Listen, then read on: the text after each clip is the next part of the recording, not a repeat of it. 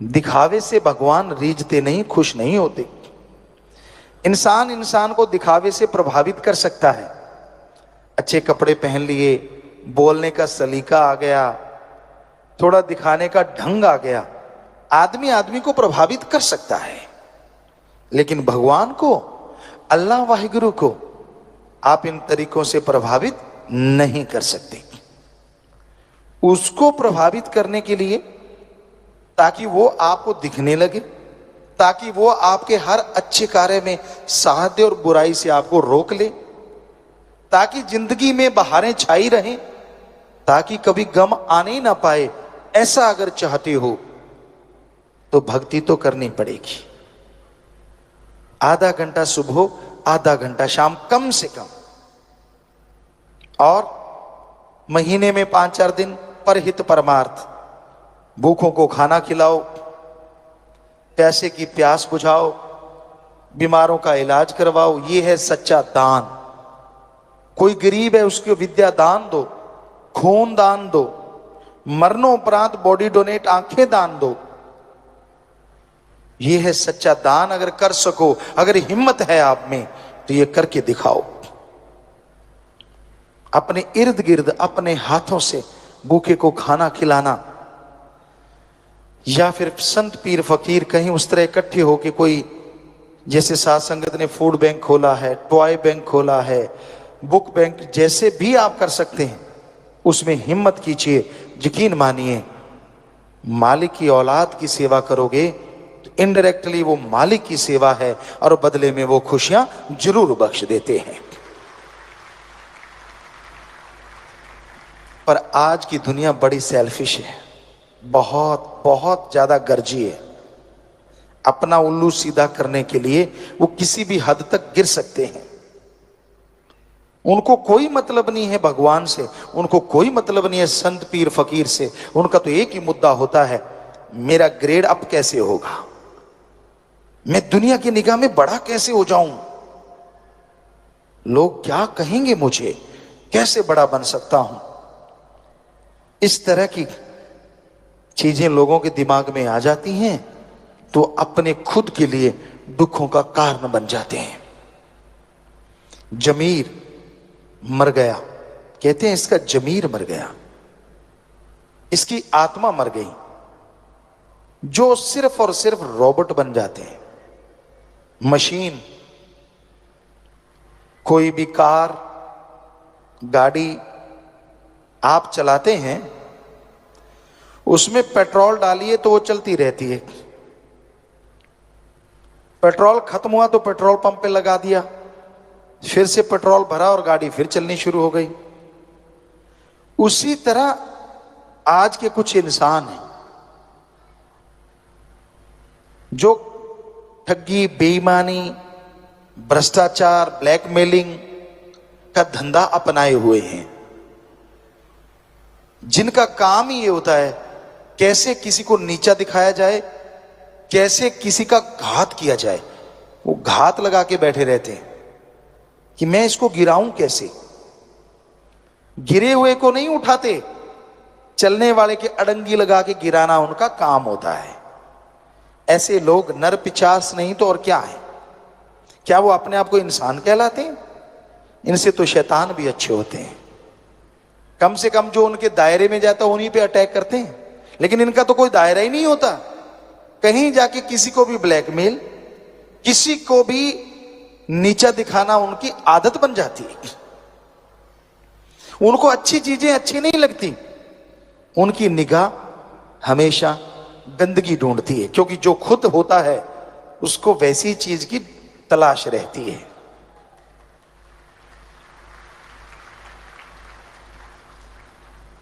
अब चंदन के पेड़ के पास अगर कोई पेड़ लग जाए तो उसमें खुशबू आती है। काग को, कौए को जितना मर्जी सफेदी से पूत दो, वो कूड़े करकट के ढेर में चोंच मारने से बाज नहीं आता। हंस कहते हैं पानी में से दूध निकाल के पी लेता है। तो इस दुनिया में हंस भी हैं लोग और काग भी हैं लोग। हंस जो होते हैं, कमल जो होता है, वो गंदगी कीचड़ में भी खिल के आभा दिखाता है।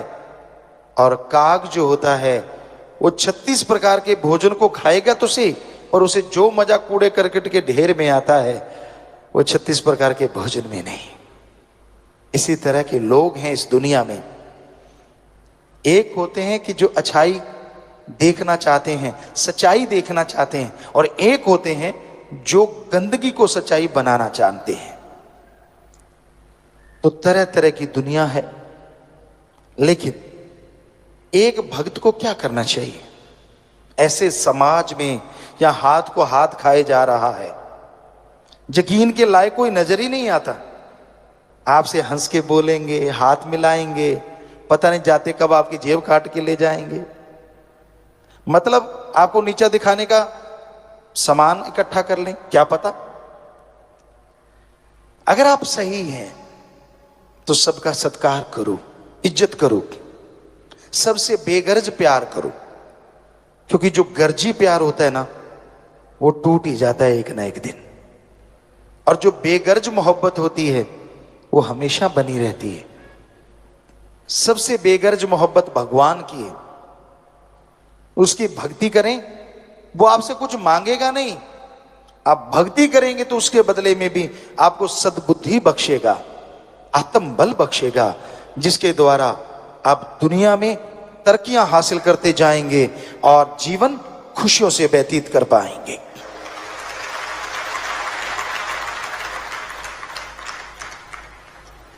आंखों को इस काबिल बनाओ कि आप लोगों के गुणों को देख पाओ। बुद्धि दिमाग को इस काबिल बनाओ कि आप लोगों के गुण ग्रहण कर पाओ। आपको एक थ्योरी कई बार समझाई जो कि सच है। अगर आप अपने अंदर की कोई चीज देखते हो और बार बार अपनी किसी चीज को दोहराते रहते हो, वो आपके अंदर से चली जाती है। दूसरों की किसी चीज को अगर बार बार गाते हो, वो आपके अंदर आ जाती है। उदाहरण के तौर पे, अगर आप अपने अंदर के गुणों को ही देखते रहते हो, मैं बड़ा गुणवान, मैं ये हूं, मैं वो हूं, धीरे धीरे वो अहंकार का रूप धारण कर लेते हैं और अवगुण हो जाते हैं। हां, अगर आप अपने अंदर के अवगुण देखते हो कि यार मेरे में ये कमी, मेरे में वो बुरी आदत, कभी अपने लिए टाइम निकाला करो। रोज 24 घंटे में 5-7 मिनट इकट्ठे बैठ के, इकल्ले बैठ के, एकांत में सोचो तेरे में क्या कमियां हैं, कौन सी बैड हैबिट है आप में, और फिर भक्ति से उसे बार बार देख के दूर करने की कोशिश करोगे। सच मानो वो आपके अंदर से चली जाएगी। अब दूसरों की जो गाओगे वो आपके अंदर आएगा। दूसरों के अवगुण गाते रहते हो, सारा दिन आपका काम ये है कि दूसरों के अवगुण देखना, उनकी बुराइयां देखना, बुराई सोचना, बुराई के बारे में बात करना, चुगली, निंदा। तो यकीन मानो वो सारी बुराइयां आप में धीरे धीरे आनी शुरू हो जाएंगी। तो दूसरों में देखो गुण, यार उसमें ये गुण है, उसमें वो गुण है, फला आदमी इतना गुणवान है, उसकी ये आदत मुझे अच्छी लगी। उसको बार बार दोहराओगे तो वो गुण, वो अच्छी आदतें आप में आती जाएंगी, आप गुणवान बनते जाओगे और दोनों जहान में इज्जत पाओगे, खुशियां पाओगे। दूसरों के अवगुण कभी ना गाओ और अपनी बड़ाई ज्यादा मत गाया करो। यही रूहानियत है, यही सूफियत है। आप आनंद परमानंद की प्राप्ति करना चाहते हैं तो बहुत जरूरी होता है आप अपनी आदतों पे कंट्रोल करो। क्या ये इतना आसान है? हैबिट चेंज करना, आदतें बदलना बहुत बहुत मुश्किल होता है। मना रे तेरी आदत ने कोई बदलेगा हरिजन सूर, चोर जुआरी क्या बदलेगा ये तो माया का मजदूर। मना रे तेरी आदत ने कोई बदलेगा हरि जन सूर। चोर, जुआरी, बुरे कर्म करने वाले अपनी आदतों को बदल नहीं सकते। जो हर समय नेगेटिव नेगेटिव नेगेटिव ढूंढते रहते हैं, वो अपनी नेगेटिव थिंग को कभी बदल नहीं सकते, नेगेटिव या बैड हैबिट को चेंज नहीं कर सकते। हां, हरि भगवान या फिर हरि जन, उसका कोई आदमी जो उसकी भक्ति करता है, शूरवीर योद्धा, वो अपनी आदतों को बदल सकते हैं। एक कहावत है, पशुओं को रस्सा चबाने की आदत पड़ जाए, उसके आगे जितने मर्जी पकवान रख दो, वो रस्सा ही चबाएगा।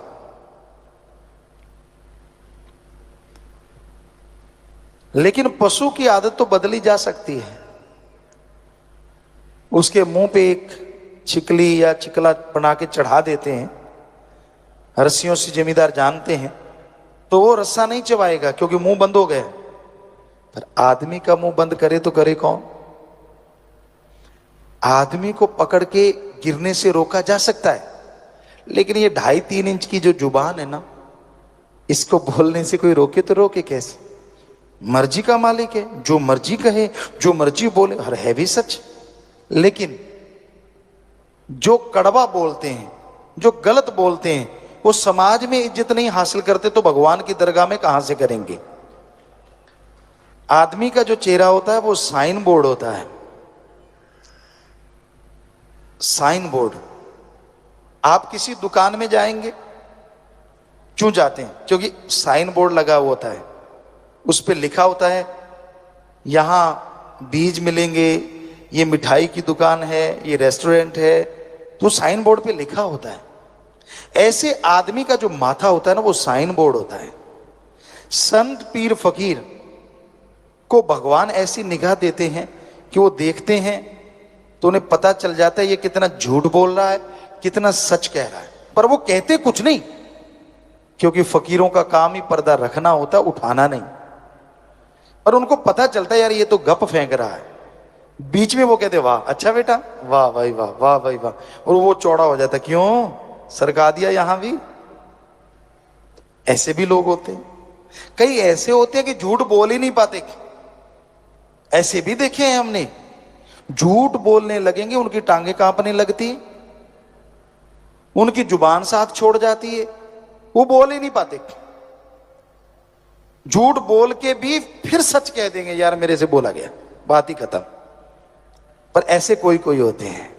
आजकल तो एक्सपर्ट हैं, सारे हीरो हैं। आप एक हीरो को देखते हैं, हम करोड़ों को देखते हैं। बात बात पे बदल जाते हैं।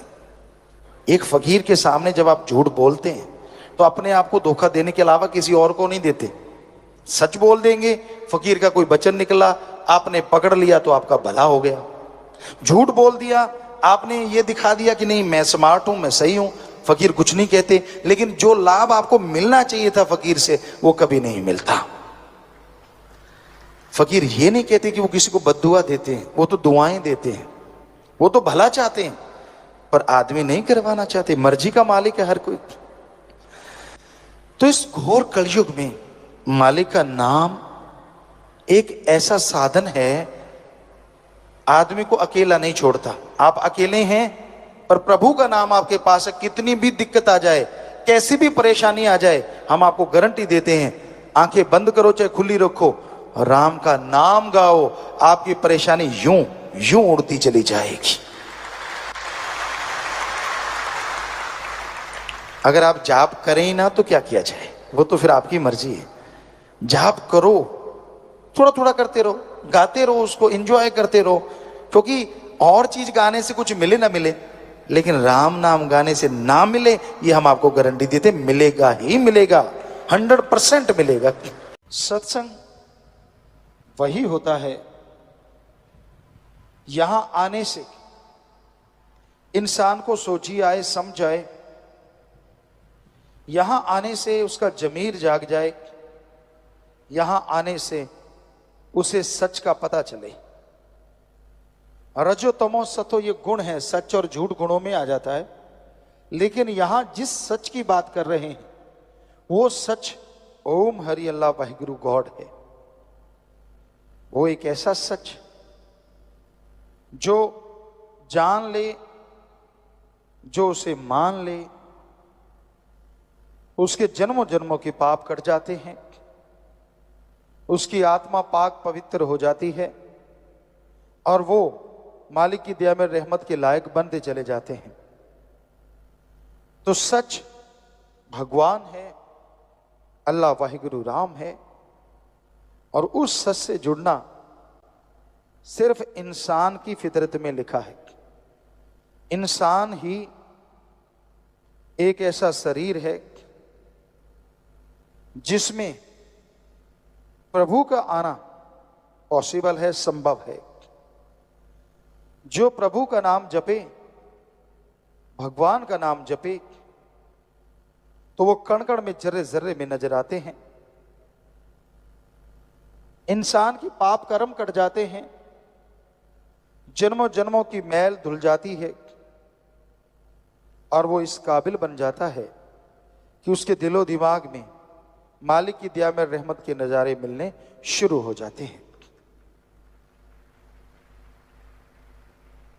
कितना भी इंसान ज्ञानवान बन जाए, कितना भी छोटा या बड़ा बन जाए, जब तक वो खुद पवित्र नहीं होता वो खोखला है। ज्ञान अच्छा है पर उस पर चला जाए तभी ज्ञान का मूल्य पड़ता है। हम ये नहीं कहते कि ज्ञान रखना कोई गलत, जितना ज्यादा ज्ञान हो उतना ही अच्छा, पर जितना ज्यादा उस ज्ञान के ऊपर चला जाए वो सबसे अच्छा।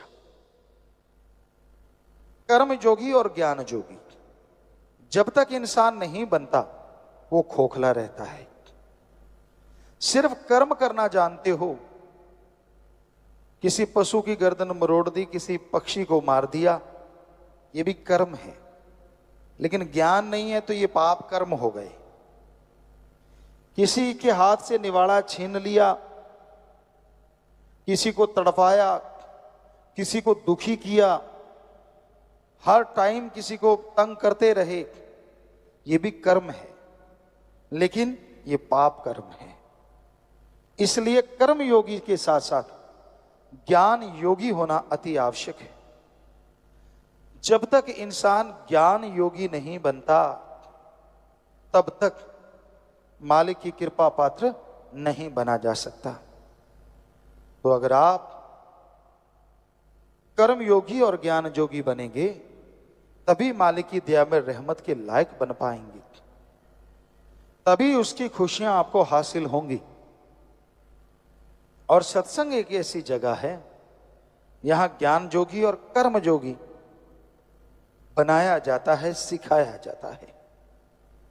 जिस तरह स्कूल कॉलेज उनमें दुनियावी पढ़ाई करवाई जाती है, दुनियावी शिक्षा दी जाती है, यह सिखाया जाता है कि आप दुनिया में उस्ताद कैसे बन सकते हैं।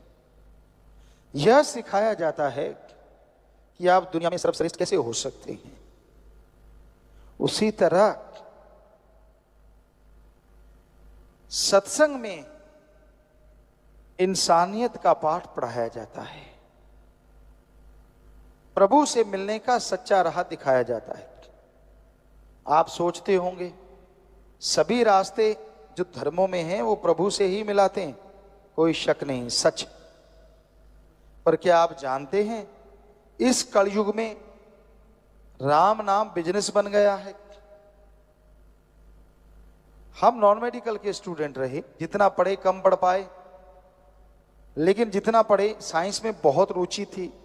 नॉन मेडिकल के स्टूडेंट थे, गुरुजी ने बुलाया, उनकी रजा, उनका रहमत।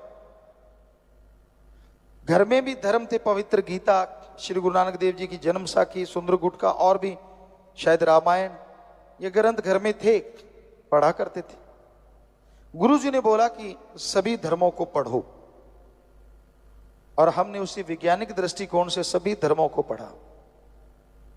सभी धर्मों में ये तो लिखा है ओम हरि अल्लाह वाहिगुरु गॉड देता है, पर यह नहीं लिखा कि वो लेता है। सच यही है, ओम हरि अल्लाह वाहिगुरु गॉड खुदा रब दाता था, दाता है और दाता ही रहेगा। वो मंगता नहीं हो सकता। और यह भी सच है, वो देता था, देता है और देता ही रहेगा। मांगने का कायदा आना चाहिए। ऐसे नहीं होता कि आपने इच्छा करी और वो पूरी हो गई, नहीं। क्या आप इच्छा करें, 5-7 साल का बच्चा को इच्छा कर ले कि मुझे पीएचडी की डिग्री मिल जाए तो मिल जाएगी? कितना भी भ्रष्ट युग है, 7 साल के बच्चे को पीएचडी की डिग्री नहीं मिल सकती। हाँ, बड़े वाला तो कहीं भी कुर्सी के नीचे से 5 दाएं से डाल के ले सकता है, लेकिन 7 साल के बच्चे को कौन देगा? नहीं हो सकता। वैसे तो कलयुग है, कुछ भी हो सकता है, लेकिन अगर वैसे कायदे से देखा है, डॉक्टरेट की डिग्री, मास्टर डिग्री ऐसे नहीं हासिल होती, उसके लिए जिंदगी के 20-25 साल लगाने पड़ते हैं। तो जरा सोचिए, ये किताबें तो सामने हैं। वो अल्लाह, वो वाहिगुरु, वो राम, वो गॉड जो दिखता नहीं, क्या उसके लिए 16 साल नहीं, 20 साल नहीं, 5 साल नहीं, क्या 2-4 महीने लगातार नहीं लगाने चाहिए उसका रिसर्च करने के लिए? लगाने चाहिए। अगर कोई लगा दे तो यकीनन मालिक के नजारे मिलेंगे और उसका रास्ता 100% नजर आएगा। पर 2 महीने होते हैं। आप घंटा सुबह घंटा शाम भक्ति करी और पूछते हैं भक्ति करी, कहते हाँ आज एक दिन भक्ति करी। एक दिन थोड़े ही ना, 2 घंटे। घंटा सुबह शाम अगर 2 महीने करोगे तो हमारे ख्याल से 5 दिन और रात बनेंगे। 2 महीने तो बहुत दूर जाके बनेंगे। कैलकुलेट करो, टाइम है। तो ये जरूरी है कि आप सही समय के अनुसार भक्ति करें, फिर उसके नजारे ना मिले तो कहें कि हमारे धर्म झूठे। धर्म नहीं कहते कि पैसा देने से भगवान दिख जाएंगे। धर्म नहीं कहते कि कपड़ा चढ़ाने से भगवान दिखेंगे। धर्म नहीं कहते कि धूप में तड़फने से, पाखंडवाद करने से भगवान दिखेंगे। सवाल ही पैदा नहीं होता। धर्म हमारे सारे कहते हैं भगवान का गुरु मंत्र, कलमा, मेथड ऑफ मेडिटेशन, वो एक तरीका है। बाय नेम उस गॉड को पुकारो तो वो गॉड जरूर मिलेगा, जरूर आएगा। एक छोटा सा बच्चा, हम सब आए हैं इस उम्र से गुजर के, जब उसे भूख लगती है, हमारी संस्कृति की बात करते हैं, अभी भी मरी नहीं है, जैसे उसे भूख लगती है वो रोता है तो मां कैसे दौड़ी चली आती है। क्यों?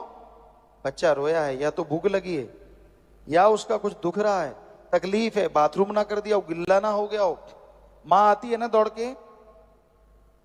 अब जरा सोचिए, थोड़ा सा रोने से एक मां दौड़ के चली आती है, तो जिस भगवान ने मां को बनाया है, अगर कोई भगवान के लिए रोएगा तो क्या भगवान दौड़ा चला नहीं आएगा?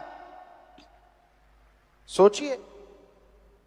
पर उसके लिए तो कोई रोता ही नहीं। उसके दर पे तब सिर झुकाता है जब 10 लाख का करोड़ मांगता है। उसको तब याद किया जाता है जब बच्चा बीमार हो जाए और डॉक्टर कह दें ये लाइलाज है। उसको तो तब याद करते हैं जब किसी मुसीबत में घिर जाओ। उसको तब याद किया जाता है जब मौत सामने नजर आए। काश सुख के दिनों में उसे याद करो तो दुख कभी आए ना। दुख में सुमरन सब करें, अरे सुख में करे ना कोई, और जो सुख में सुमरन करें तो दुख काहे को होए। और ये 100% सच है। आपका जाता क्या है? आधुनिक युग में आप प्रवेश कर चुके हैं, बड़े आधुनिक हैं आप, मानी बात। क्या आपने खाने की जगह कुछ सोना खाने लगे हो? रोटी छोड़ दी हो? क्या पता नए युग में आप डायमंड खा के गुजारा कर रहे हो? ऐसा है कोई? नहीं। वही गेहूं की रोटी, वही सब्जियां, वही पनीर, वही दूध, सब कुछ वैसे का वैसा। ठीक है, आधुनिक युग है, लेकिन आवश्यक चीजें तो वैसी ही हैं। आप वही चीजें लेते हैं, वही चीजें खाते हैं, वैसा कपड़ा पहनते हैं, तो उसमें अगर एक चीज और ऐड की जाए और वो है प्रभु का नाम, कि आप घंटा सुबह शाम 10 घंटे 24 में से फिर भी 22 घंटे आपके, चलो घंटा छोड़िए, 15 मिनट सुबह शाम, आधा घंटा, 11.5 घंटे आपके, आधा घंटा वो भी 15-15 मिनट सुबह, 15 मिनट शाम को प्रभु को दे देंगे, करके तो देख लो। फकीर झूठ क्यों बोलेंगे? या तो हम कहें 15 मिनट तो लगाना, पहले 100 रुपया हमें दे के जाना, फिर तो आपको लगे यार गुरुजी पैसा लेने के लिए कह रहे हैं। हम तो नहीं कह रहे ऐसा, यहां तो कोई चढ़ावा नहीं चढ़ता, क्योंकि जब भगवान नहीं लेता तो फकीर क्यों ले? हमारे भी हाथ पांव हैं फकीर के भी। आप खेती बाड़ी करते हैं तो हम भी खेती बाड़ी के साइंटिस्ट हैं। एक ही एकड़ में 13 अलग अलग तरह की सब्जियां पैदा की भगवान की कृपा से। रीयूज वाटर सिस्टम तक हमने शुरू किया, और भी बहुत सारी चीजें कर रहे हैं समाज के भले के लिए। तो कर्म योगी बनना जरूरी है। तो मेहनत करके खाते हैं, मेहनत करके खाओ, लेकिन 15 मिनट सुबह शाम अगर प्रभु को दे दोगे तो यकीन मानो कुछ महीनों में ही आपके घर के हालात, आपके शरीर के हालात, दोनों जहान के हालात बदल जाएंगे। इंसान के अंदर हर समय कोई ना कोई विचार चलते रहते हैं। विचार शून्य 2-3 वजह से हो सकता है। एक, जब वो बेहोश हो जाता है। दूसरा, कोमा में चला जाता है। और तीसरे को विचार शून्य नहीं कहा जाता, सुविचार, अति उत्तम विचार या सर्वोत्तम विचार कह सकते हैं। वो समय होता है जब इंसान गुरु मंत्र, मेथड ऑफ मेडिटेशन करके 10वें द्वार में पहुंच जाता है। तब सिर्फ और सिर्फ ओम, अल्लाह, वाहिगुरु के मिलन के विचार आते हैं। तब सच्चाई, हकीकत के विचार आते हैं। और इंसान उन विचारों से जब बाहर आता है तो जितने भी बुरे विचार होते हैं, जितने भी गलत विचार होते हैं, उनका असर खत्म हो चुका होता है। विचार शून्य कभी कोई नहीं होता, पर आज के दौर में बुरे विचार ज्यादा चलते हैं, अच्छे विचार कम चलते हैं। तरह तरह के बुरे विचार, तरह तरह की बुरी सोच हमेशा दिलो दिमाग में इंसान के चलती रहती है। और उन बुरे विचारों की वजह से ही इंसान दुखी रहता है, परेशान रहता है, गमगीन रहता है। कई लोग होते हैं बुरे विचारों से एंजॉय करते हैं। उनके अंदर गलत विचार आया तो उनको लगता है कि एंजॉयमेंट है, उन्हें खुशी देते हैं। पर ये भूल जाते हैं कि वो क्षण खुशी पता नहीं कितने पापों को, पता नहीं कितने बुरे कर्मों को आपके अंदर जन्म देती है। कई लोग अपनी बुरी आदतों से दुखी होते हैं, लेकिन जब वो समय आता है, जब उस आदत से मजबूर होके वैसा कर्म करते हैं, तो उन्हें एक नशा आ जाता है।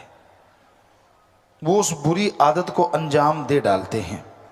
फिर पश्चाताप आता है, ओ ये गलत कर्म नहीं करना चाहिए, ये बुरी चीज नहीं अपनानी चाहिए। लेकिन जब तक आपकी विल पावर मजबूत नहीं होगी, आप फिसलते रहेंगे। विल पावर, आत्मबल को मजबूत अगर करना चाहते हो तो काम धंधा मत छोड़ो, घर परिवार बाल बच्चे मत छोड़ो।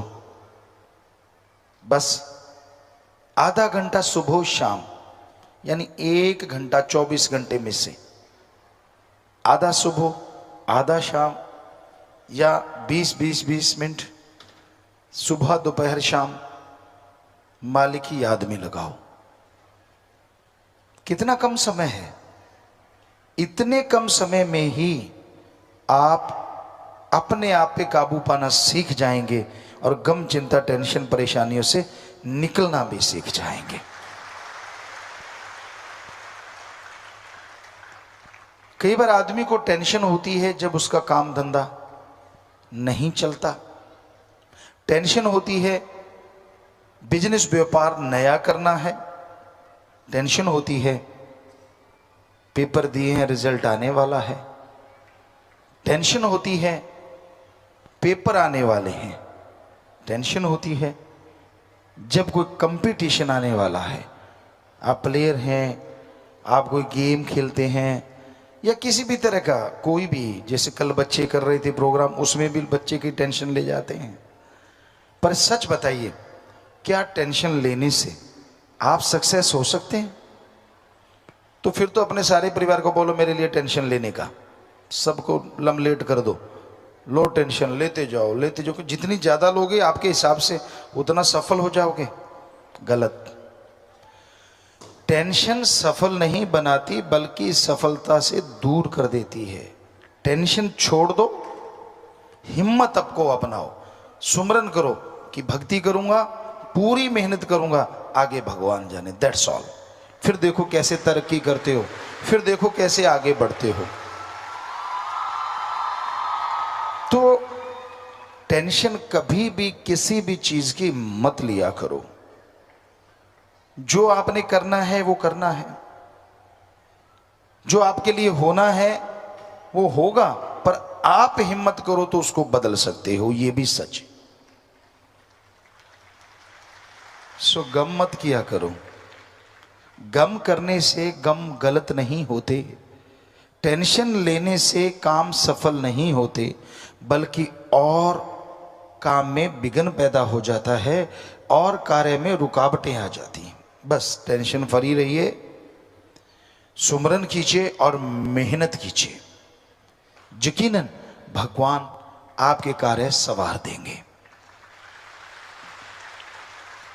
कई कहते हैं पिताजी आप कहते तो सही हो, पर क्या करें धक्के से टेंशन आ जाती है।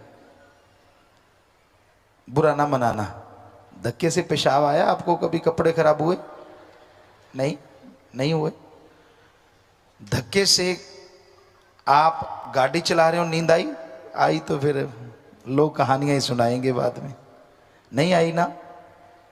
तो जब नींद धक्के से नहीं आने देते आप, बाथरूम वगैरह टॉयलेट वगैरह धक्के से नहीं आने देते, उसे रोक सकते हैं कि नहीं थोड़ा टाइम रुक जा, वहीं जाके करेंगे, कपड़े खराब ना हो जाएं।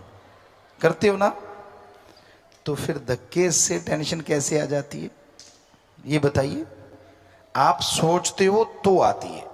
एक चीज को लेके पानी में मधानी, दे तेरे की ले तेरे की, दे तेरे की ले तेरे की। एक बैठा दूसरा सिर जोड़ के बैठा, उसका भी बाप, उसको थोड़ी कम है उसको और ज्यादा है। नहीं हाँ मर गए। बहनें तो फिर पूछो मत। हमने ऐसे ऐसे सत्संगियों से सुना कि पिताजी आप तो सही कहते हो, लेकिन हमने भूत प्रेतों को देखा है रात को घुंघरू बजते हैं 12 बजे। हम नाम नहीं बताएंगे, पर इतने खास कि आप सुनोगे तो भौचक्के रह जाओगे। यार इतनी भक्ति लगती थी इंसान की और वो ऐसा कहता है। हमने कहा बेटा हमने वेद पढ़ लिए, सारे ग्रंथ पढ़ लिए, भूत प्रेत धरती पे होते ही नहीं। कहते ना 12 बजे घुंघरू बजते हैं, हम तो दरवाजा और बंद कर लेते, चिटकनी एक आधी रह रही होती है तो। हमने कहा इस बार ऐसा करना, चिटकनी खोलना, हमारा नाम लेके, आप डरो मत, और देखना है क्या। वो असल में चक्कर ये था कि साथ के घर वाले की एक कुतिया थी, सही 12 बजे आके उनके घर की पोटी करने आती थी और उसके गले में घुंघरू थे, वो बजते थे। अगले दिन इतने हंस हंस के लोटपोट पिताजी, जैसे आपका नाम लेके खोला तो वो कुतिया थी। हमने कहा थी कुतिया, भूत कुतिया नहीं बनी, वो थी कुतिया। तो अब बेचारी को लगा कि सारे सो जाते इस दिन, इनके घर में कर दो काम, बढ़िया, कोई बोलता तो है नहीं। आप डराना एक बार, अगले दिन कहती आना बंद हो गई। तो ये होते हैं भूत, भरम के भूत होते हैं। कोई भूत प्रेत ओपरी पराई जिन चुड़ैल नहीं होता। हम कई बार रातों को जाया करते, टूर्नामेंट होते थे। और राजस्थान में साधन की कमियां होती थी, कच्चे रास्ते वो टीले होते थे, तो कई बार बड़ के पेड़ नहर के किनारे या पीपल के पेड़, बड़े बड़े पेड़ होते, अंधेरी रात होती, अब 5-6 किलोमीटर चलना है, 2-4 लोग हम होते, तो जैसे ही उस पेड़ के नीचे से निकलते थोड़ा आगे जाते तो फड़फड़ाहट होती। तो हमारे कई साथी होते, जब फर्स्ट टाइम हमारे साथ जा रहे थे, उनकी गिग्गी बद गई। हमने कहा क्या हुआ? कहते बोल मत। हमने कहा क्यों? कहते देखा नहीं वहां भूत प्रेत डांस कर रहे हैं, डांस कर रहे हैं। हमने कहा अभी देख के आते। कहते मरवाएगा, तू मत जा। हमने कहा आप यहीं खड़ो, हम जाते हैं। हम गए वहां पेड़ के नीचे, वो दूर खड़ों के टांगे कांप रही हैं, तक तक तक तक तक। हम जा रहे हैं यार, टांगे आपकी कांप रही हैं। कहते बस तू मरवाएगा, छोड़ेगा नहीं। हमने कहा फिक्र ना करो। तो हम नीचे गए, ऊपर निगाह मारी, टॉरस थी, उसको मारा, देखा, फिर फड़ फड़ फड़ फड़। तो हम हंसते हुए वापस आए। कहते क्या हुआ? हमने कहा यार वो पक्षी थे बेचारे, तो जब आप आए हैं उनको डर हो गया यार हमें मारेंगे ये, वो अपने से डर रहे हैं और आप उनसे डरते हुए बाथरूम करने जा रहे हो। तो ये होता है, और कोई भूत प्रेत नहीं होता। भानगढ़ का किला, सेवादारों में किसी ने चैलेंज किया, मोस्ट हॉन्टेड किला है एशिया का, भूतों वाला किला, अगर सीधी भाषा में कहें भूतों से भरा हुआ किला। वहां जब हम गए तो एक पास में ही रिसोर्ट था, टेंट रिसोर्ट। हम उसमें वैसे ही चलते, ये क्या है, देखा तो बहुत खूबसूरत था कि क्या पता शूटिंग हो जाए, उस नजरिए से वहां गए। उनके मैनेजर आके कहते गुरुजी कहाँ शूटिंग कर रहे हैं? हमने कहा भानगढ़ के। भानगढ़ के किले? हमने कहा भानगढ़ के किले। रात को करोगे? हमने कहा दिन रात करेंगे। कहते हैं? हमने कहा तू ऐसे क्यों कर रहा है? कहता गुरुजी ऐसा है, वहां जो भी कोई फोटो करवाता है, आदमी करवाता है तो पीछे एक औरत खड़ी मिलती है, औरत फोटो करवाती है तो आदमी मिलता है। हमने कहा आप एक नहीं छोड़ेंगे, काली काली तो एक ना छोड़ू, तू दिखा कहाँ है वो। ये काली काली की बात पे आपको बात सुनाते हैं। पुराने समय की बात बेपरवाह जी सुनाया करते थे कि एक जाट जमींदार था, और उस समय आजकल भी है, बेपरवाह जी जाया करते राजस्थान में, हम लोग भी बनाते, गणचातिया एरिया, गंगानगर का एरिया, कई जगह। तो अब वहाँ हम जाते तो होड़े वगैरह बनाते। तो वो कोई जाट जमींदार था, उसने चनों को गर्म किया तो होड़े बन गई। बहुत स्वाद बनती हैं, बहुत टेस्टी होती हैं वो। चने की टाटें भून दी जाती हैं तो अंदर से दाना पक जाता है और वो बड़ा ही टेस्टी लगता है। तो वो काला रंग की हो जाती हैं, वैसे ग्रीन थोड़ी सी पीला रंग पकड़ रही होती है, तब उसको बनाया जाता है। तो वो उसने सब होड़े की जो टाटें थी ऐसे झाड़ी और उसको इकट्ठी कर ली, तो अंदर डाल दी। अंदर डालते डालते थोड़ा सा मौसम ऐसा था कि अंधेरा था और पता नहीं चला। उन टाटों के साथ साथ एक राजस्थान में टिट्टण कहते हैं उसको, टीटनी, काले रंग की होती है, बिल्कुल होड़ों की तरह छोटी सी, तो वो भी बीच में ही डल गई। ऐसे झोली पकड़ी, पुराने टाइम में कौन से थैले होते थे, यूं पकड़ी, अंदर डाली और खाते आ रहा है, ऐसे ऐसे करके उसको खोल रहा है और खा रहा है। तो वो अंदर से चिर चिर ऐसे हो रहा है। कुछ देर तो उसने सुना, फिर कहता ची कर चाहे मी कर, काली काली तो एक ना छोड़ू, कि चाहे कुछ भी कर। मतलब उसको लगा, अब भोला था, कि ये चने की टाटें ही कर रही हैं, छि छि छि। कहता मैं छोड़ता नहीं, खा के छोड़ूंगा। तो वो वाली बात है भाई। वहां हमने कहा कोई भी हो, तो वहां गए, कोई भूत प्रेत नहीं था, कुछ नहीं था। हम रातों को भी घूमे, वहां थे लंगूर बहुत थे, बंदर बहुत थे, चीते भी मिले, लेकिन भूत एक भी नहीं मिला। सब जगह गए, बल्कि साथ वाले कई सज्जन थे, उनकी भी गिग्गी बदी, इधर मत जाना ये अंधेर कोपड़े। हमने कहा टॉर्च दे, टॉर्च दे के उनको भी देखे, कुछ नहीं है। इधर देखा, कुछ नहीं, कहीं कुछ भी नहीं था। तो ये फजूल की बातें हैं, भूत प्रेत होते ही नहीं। मत डरा करो, टेंशन ना लिया करो।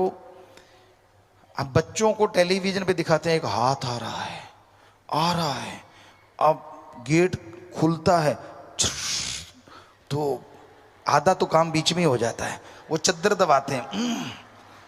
कई तो पूरा मुंह ढक के आंख खोल के देखते क्या आ रहा है। उनको लगता है हमने चद्दर ले ली, ऐसा लगता है जैसे कोई बुलेट प्रूफ जैकेट पहन ली हो, कि अब कोई कुछ नहीं करे। अरे आंखें दिख रही, चद्दर ली है, कौन सा तूने बुलेट प्रूफ पहन लिया। फिर मम्मा कहेगी या पापा पेशाब करया, मम्मा पापा भी नहीं जाते आजकल के पेशाब करने, बच्चों ने तो जाना क्या है, उस हाथ से डरते क्योंकि वो चर्र होता है। और ये भाई चांस घर का दरवाजा भी वैसे कर देना। और होता क्या है, वो चर्र क्यों होती है, क्योंकि जो कब्जे होते हैं उनमें तेल नहीं देते आप लोग, और वो सूख जाते हैं, लोहे से लोहा टकराता है तो वो चर्र ही करेगा और डांस थोड़ी ही ना करेगा। तो उसमें सरसों का तेल या कोई भी मुगलैल वगैरह आप डालो एक फॉर्म में और वहां लगा दो, और तख्ते को 5-7 बार ऐसे करो, आवाज खत्म। तो ये चीजें आज के युग में आम पाई जाती हैं। उनको लगता है कि नहीं, गेट खोलने नहीं जाते अंधेरे में, बाथरूम नहीं जाते, तो ये बड़ी अजीबोगरीब चीजें हैं, जबकि भूत प्रेत होते ही नहीं। तो इन चीजों के लिए टेंशन करना, काम धंधे के लिए टेंशन करना कभी भी मत करो। आप हिम्मत करो, हिम्मत मर्दा मद दे खुदा। हिम्मत करे अगर इंसान तो सहायता करे भगवान। अगर आप हिम्मत करेंगे, मेहनत करेंगे तो भगवान जी साथ देंगे। अगर मेहनत ही नहीं करोगे तो भगवान क्या साथ देंगे। आप सोए हुए हो, नींद ले रहे हो, भगवान जी मदद कर, क्या मदद करेगा, 4 खुराटे और दे देगा, ले ले बेटा। कुछ मेहनत करोगे, कार्य करोगे तभी मालिक मदद करेंगे ना। गुलाम मत बनो किसी का। गुलाम बनना है तो एक का बनो जो महाराजाओं से भी आगे होता, और वो है ओम हरि अल्लाह वाहिगुरु राम। उसका कोई गुलाम बन गया, समझ लो दोनों जहान में राजा हो गया, महाराजा हो गया। पर उसका गुलाम बनना इतना आसान नहीं है। काम वासना, क्रोध, लोभ, मोह, अहंकार, मन, माया, चुगली, निंदा सब छोड़ना पड़ता है। तो ये चीजें छोड़ो, फिर ही उस राम का भक्त कह लो, गुलाम कह लो, कुछ भी कह लो, इंसान बन सकता है और खुशियों से लवरेज हो सकता है। सो आज आपको यही बताना था कि टेंशन मत लिया करो। टेंशन जब आप लेते हो, शीशे के सामने खड़े हो, आपका रंग गिरगिट की तरह बदलता रहेगा। आप सोचोगे पिताजी ने कहा टेंशन नहीं लेने, मैं नहीं लेता, ठीक हो गया। थोड़ी देर फिर टेंशन आ गई, फिर शीशे में देखो, ओए ये क्या हो गया, फिर नहीं लेता तो फिर ठीक हो जाएगा। अजीबोगरीब ऐसा 4:40 बजे रहते हैं फेस पे। आप जानते हैं ना 4:40 काफी फेमस हुआ है, 10-10 और 4:40। कभी कोई 9:15 ही रहते हैं, हंसी आए कुछ भी आए वो 9:15 ही होते हैं, ऐसा ही। तो वैसे 10-10 रहे तो उससे के बराबर की तो कोई मुकाबला हो ही नहीं सकता, पर 9:15 भी ठीक रहता है। उदासी आती किस बात की उदासी, कहते आदमी को उदास भी होना ही पड़ता है कभी ना कभी। क्यों पड़ता है भाई, किस लिए? आप काम धंधे के लिए उदास होते हैं, टेंशन लेते हैं, वो भी गलत, आपको अभी बताया। बाल बच्चे परिवार के लिए अगर आपने अच्छे संस्कार दिए, लोग आपको बुरा नहीं कहेंगे। बच्चे नहीं मानते तो नहीं मानते, आप क्या कर सकते हैं, प्यार से कोशिश कीजिए। टेंशन लेने से तो वो बदलेंगे नहीं। सो टेंशन मत लीजिए, अच्छे कर्म कीजिए। गलत कर्म करोगे तो यकीन मानो आने वाले टाइम में भोगना पड़ेगा, और सही कर्म करोगे तो मालिक रहमो करम से नवाजते रहेंगे। सत्संग सुन के अमल करना अपने आप में बहुत बड़ी बात है। जो सुनते नहीं अमल क्या करेंगे, और जो अमल करते नहीं हासिल क्या करेंगे। सो सुनिए, फिर विचारिए और अमल कीजिए। यकीनन आपके भाग्य को आप खुद बदल सकते हैं। यूं ही नहीं कहा जाता कि सत्संग में आने से तकदीरें बदल जाती हैं। उसकी वजह यही होती है, सत्संग में संत ओम हरि अल्लाह वाहिगुरु राम का नाम बताते हैं। जो उसे सुन लेते हैं, सुन के फिर अमल करते हैं, वो आवागमन से आजाद तो होते ही हैं। जीते जी गम दुख दर्द चिंताएं उनको नहीं घेर सकती, उनसे भी वो आजाद हो जाते हैं। संग का रंग लाजमी चढ़ता है। जैसे भी लोगों के पास आप बैठेंगे, जैसी सोहबत करेंगे, उसका असर लाजमी आप पे होने वाला है। आज नहीं तो कल, कल नहीं तो परसों, देर सवेर वो असर आप पे होगा, और आप मालिक की कृपा दृष्टि से दूर रहेंगे, अनजान रहेंगे। क्योंकि अगर नमक का संग सोहबत अगर कोई करता है तो हर चीज नमकमय हो जाती है। कहते हैं कोयले की खान में जाने से इंसान कालिक से नहीं बच सकता। खारे कुएं में कितना भी चीनी डाल दो वो मीठा नहीं होता। काग को कितना भी सफेदी से पूत दो वो पानी में से दूध या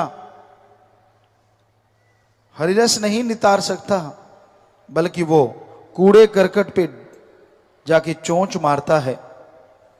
सो इंसान की फितरत नहीं बदलती। जैसा करो संग वैसा चढ़े रंग।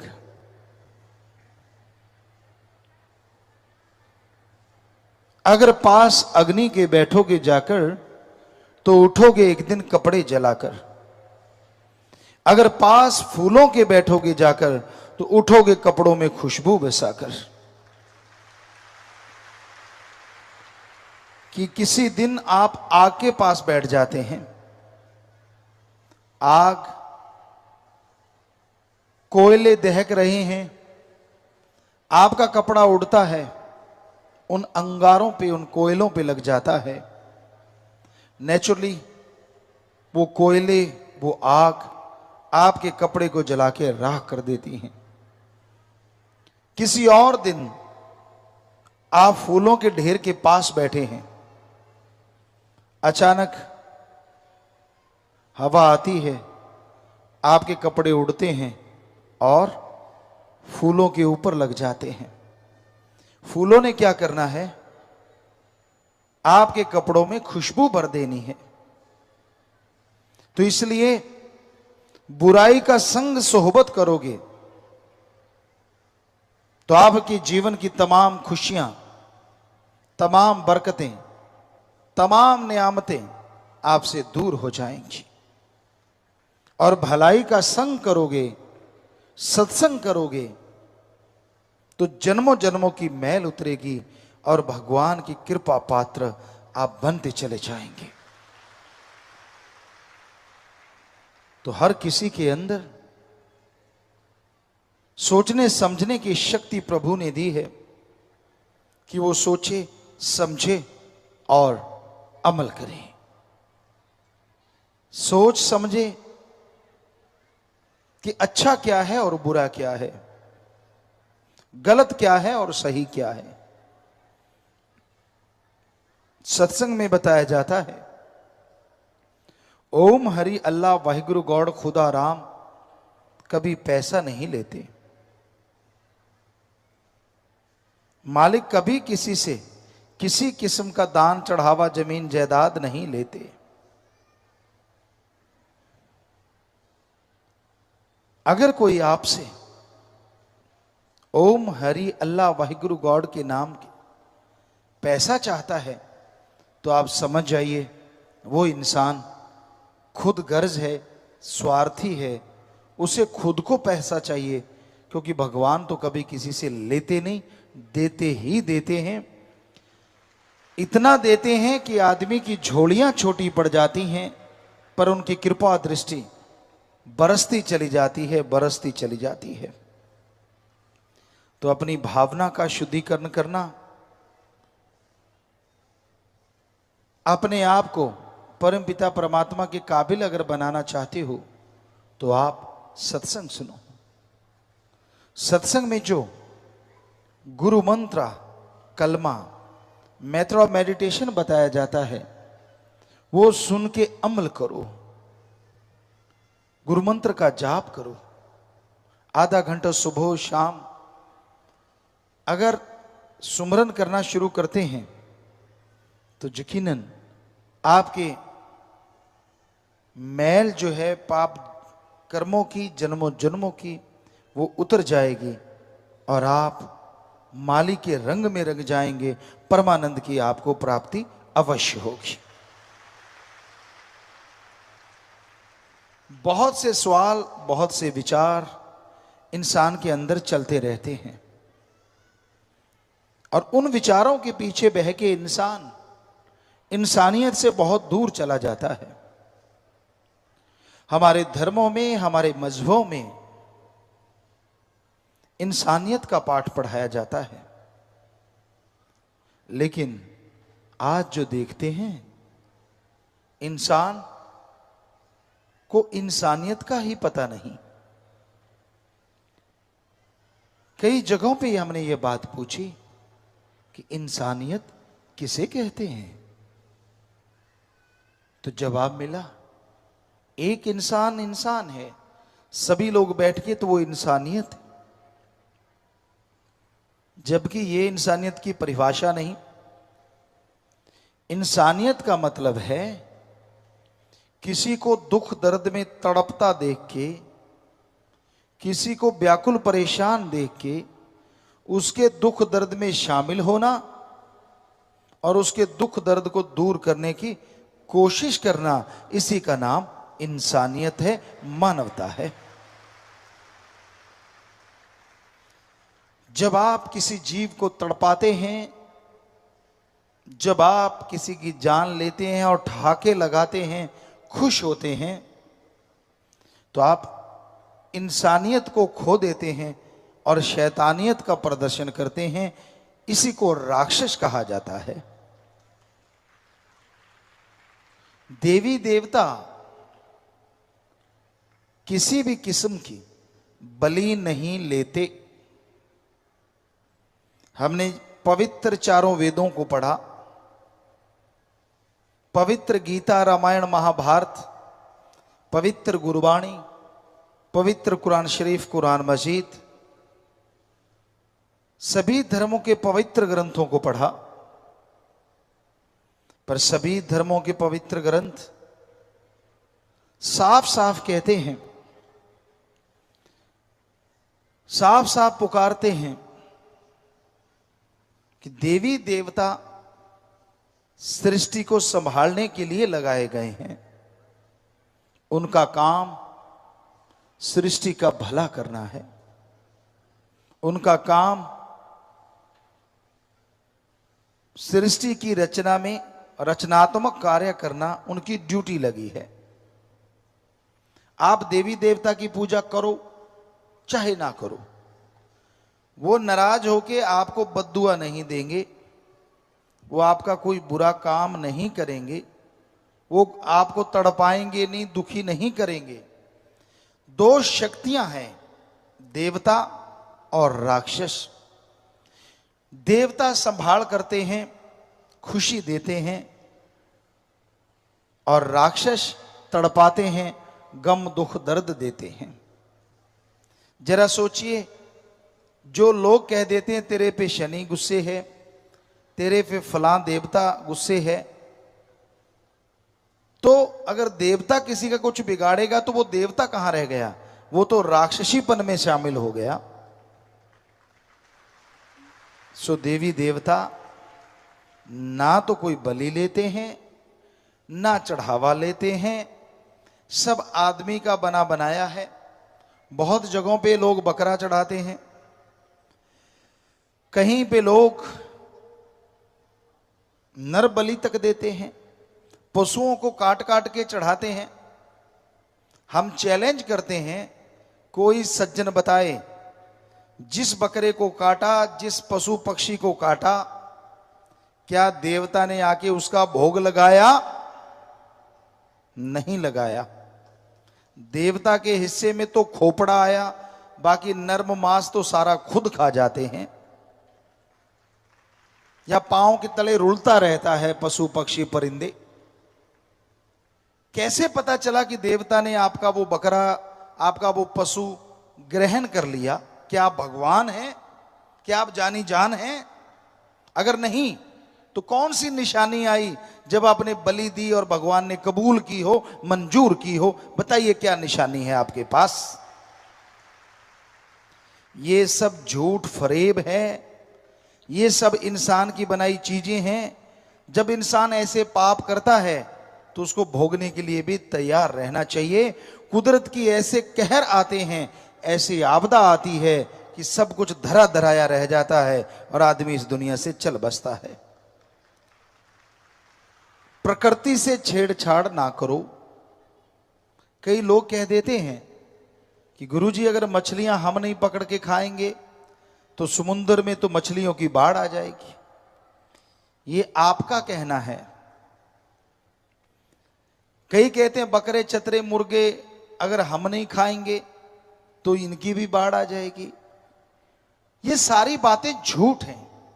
समुद्र में आपने सुना होगा, बड़ी मछली छोटी को खा जाती है और उससे बड़ी उसको, उससे बड़ी उसको, आपस में एक दूसरे को निगल जाती हैं, खा जाती हैं।